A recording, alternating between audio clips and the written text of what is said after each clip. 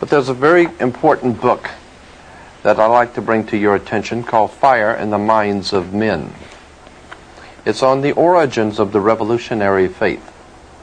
Fire in the Minds of Men, written by James Billington, is a profoundly important book in understanding the revolutionary and radical movements of the world today and how they got here and who finances them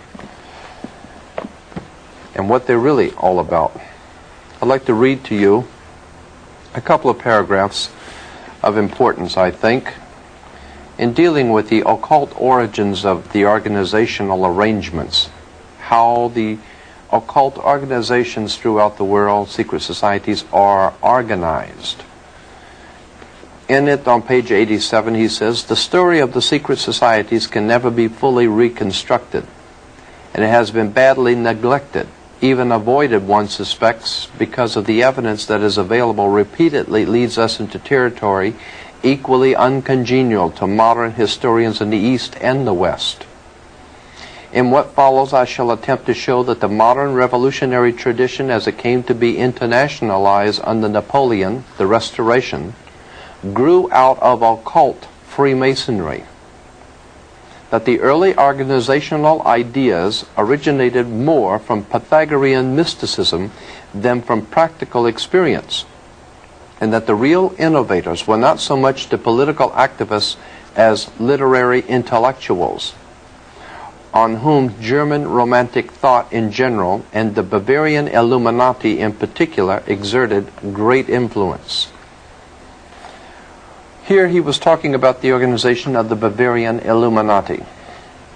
You can't discuss the Illuminati without understanding the Jesuit order of the Catholic Church, because Adam Weishaupt himself, the founder of the Illuminati, was in fact a Jesuit priest. He was not just an ordinary Jesuit priest, though.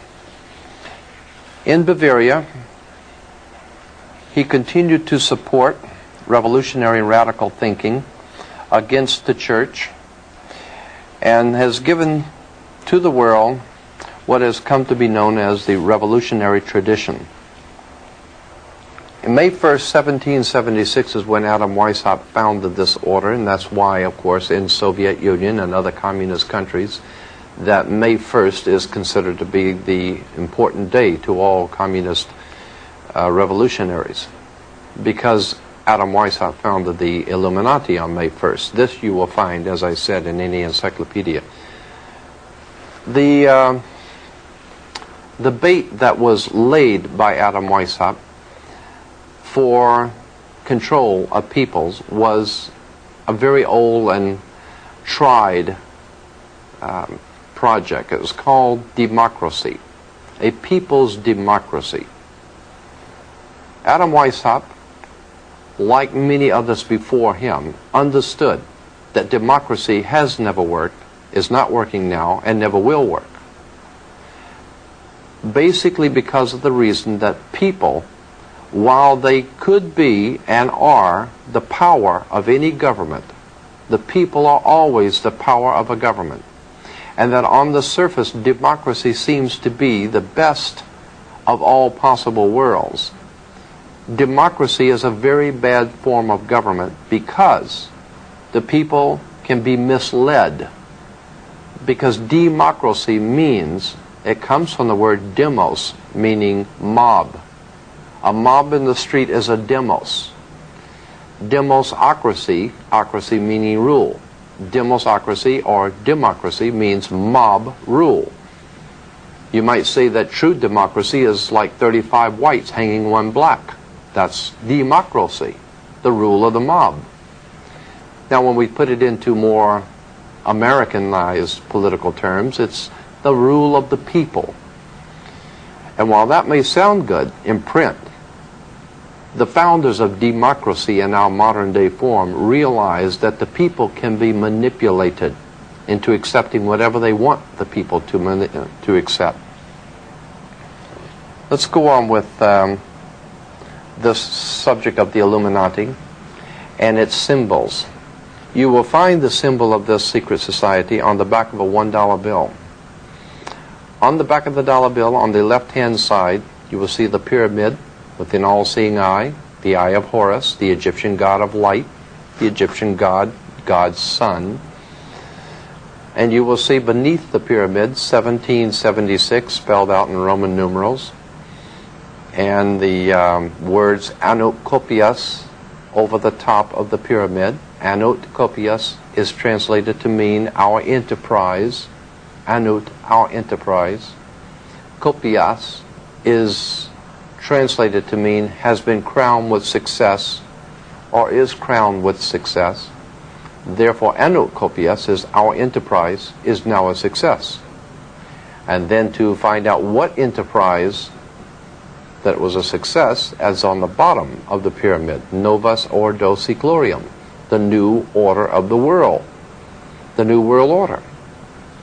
Well, if we remember that Germany was the home of the concept of the new world order, Adolf Hitler,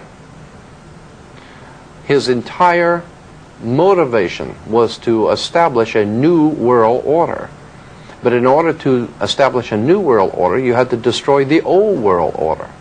And that is exactly what Hitler set out to do, destroy all of the old aristocracy, power bases in Europe, and set up a new world order. Which brings me now to the Masonic lodges in south of Germany and their connections with the French Revolution. And there is tremendous amount of information on that subject, and we're not going to go into it today. Suffice it to say that there was a tremendous amount of Freemasonic activity in the French Revolution, in the Mexican Revolution, in the American Revolution, and on all other revolutions going on throughout the world. There are many, many connections between Freemasons in government, Freemasons in banking, Freemasons in fraternal orders, operating and working together. But we don't know that.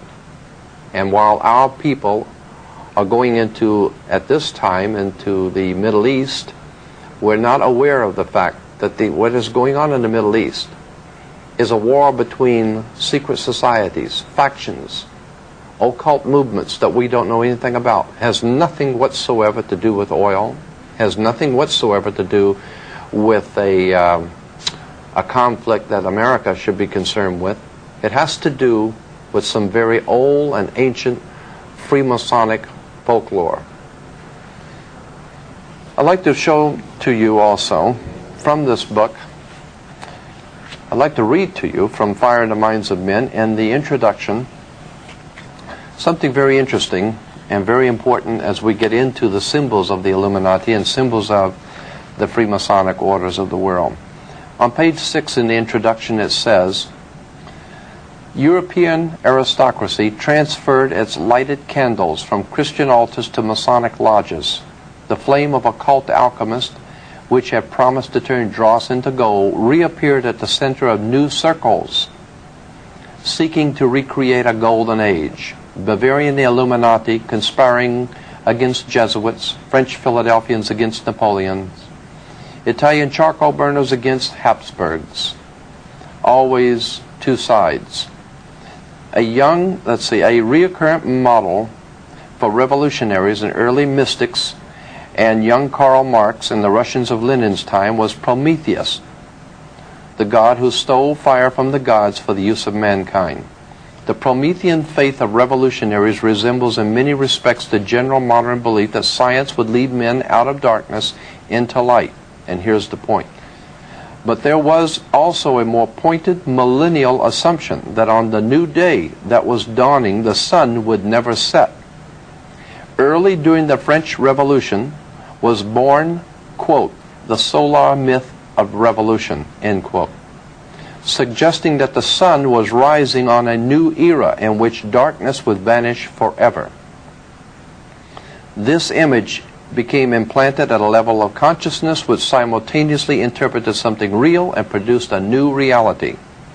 The new reality that they sought was radically secular and stringently simple. The idea was not the balanced complexity of a new American Federation, but the occult simplicity of its great seal, an all-seeing eye atop the pyramid over the words Novus Ordo Seclorium.